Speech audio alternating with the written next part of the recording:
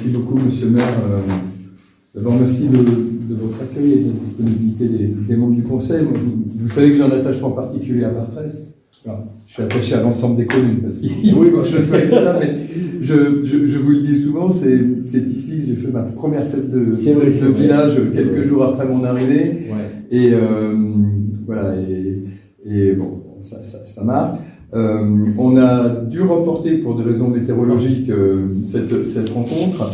Voilà, moi maintenant ça se sert avec un petit peu de recul. Moi je tiens à venir sur site. Voilà, je trouve que c'est important il y a des réunions qu'on fait en sous-préfecture avec les plans, les choses comme ça, mais je trouve aussi vraiment important de venir sur site, de voir d'abord les vrais gens, ensuite les vraies réalisations, parce que je trouve qu'après, quand il s'agit de soutenir les projets, quand il s'agit aussi de négocier les dotations, parce que il en faut pour tout le monde, c'est plus facile d'avoir des arguments quand on a vu concrètement, etc., que quand c'est sur papier. Voilà. Puis je trouve aussi que moi je trouve que c'est ce qui donne tout le sens au positionnement avancé de la sous-préfecture d'Argelès, qui est au carrefour des vallées. C'est aussi cette proximité, ce soutien. On sait, je m'adresse aussi au président de l'association des maires, on sait, on est vigilant, attentif. On l'a vu dans une étude récente, le nombre de démissions des maires cette année, qui est quasiment équivalent à l'ensemble du mandat. Et ça nous oblige à un soutien, une écoute, une proximité. Vous ne devez pas rester seul. Voilà. Alors on s'appelle, on se téléphone, on se voit. C'est vraiment, ça donne tout son sens à la présence de l'État territorial. Moi, je dis toujours en pôle avancé, sur un arrondissement de 87 communes, la plupart de moins de 100 habitants. Donc, ça veut dire pas forcément de staff, ça veut dire un peu de secrétaire de mairie. Et avec l'équipe de la sous-préfecture, c'est vraiment tout le sens de la mission d'appui, de proximité, de soutien et d'écoute qu'on peut avoir, aussi bien quand ça va bien, et qu'on peut parler d'investissement, de réalisation, mais aussi dans des moments plus difficiles, qui peuvent être des moments d'incendie, des moments d'intempéries. Voilà, je crois que c'est aussi quand on se connaît bien et qu'on a pris l'habitude de se voir que dans ces moments-là, comme en montagne, on fait solidarité, on fait corps. Voilà. Et puis, permettrait aussi de souligner que c'est ce qui donne aussi une dimension humaine et du sens à notre travail. Donc ça, je voulais le dire aussi. Toujours en introduction, parce qu'après on va aller faire la visite. Je suis très sensible aux aspects d'accessibilité. Il se trouve que le préfet m'a confié la mission de référent handicap et d'inclusion sociale au niveau du département. Il y a 10-15 jours, le président de la République a tenu et présidé la conférence nationale du handicap. Il y a des sujets qui avancent, il y a des sujets sur lesquels on a du retard à rattraper, comme la mise en accessibilité avec des échéances pour 2025. On ne peut pas parler d'inclusion si effectivement on a des obstacles à la circulation, aller aux toilettes, pouvoir se rendre dans les espaces publics, le cimetière, l'église, la salle des fêtes. Donc ce sont des sujets qu'on suit.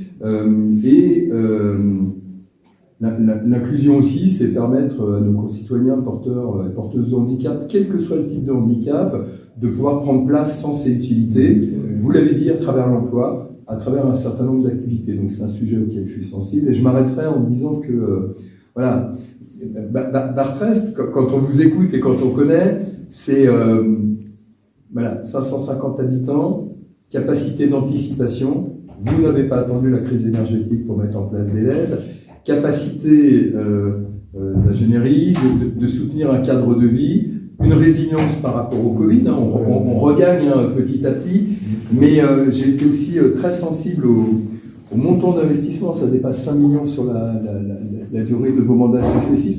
Ça veut dire aussi, et ça pour moi c'est fondamental, que en travaillant ensemble avec les autres collectivités, nous on ne se passe pas 8 jours sans qu'on ne soit pas en lien avec le conseil départemental pour voir comment on articule nos fonds par rapport à ce qui est autorisé par l'un, ce que nous on ne peut pas faire, ce qu'eux peuvent faire, en arrivant à cette combinaison qui est parfois complexe. C'est pas les mêmes calendriers, c'est pas les mêmes formulaires. Finalement, on arrive à 5 millions à un investissement sur la durée du mandat conséquent par habitant. Ça veut dire aussi que c'est possible. Ça veut dire aussi des prises de risques mesurées, travaillées, mais pas d'asthénie. Moi, je préfère des communes qui investissent parce que c'est du cadre de vie. Et puis, nous, on a un effet levier.